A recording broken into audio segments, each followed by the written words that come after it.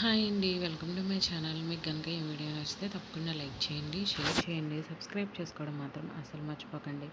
ఇంకా అంటూ ఉంటుందన్నమాట రుద్రాణి అయితే, నీ కొడుక్కి వీళ్ళ కూతురికి ఎప్పుడో పెళ్ళి అయిపోయే ఉంటుంది.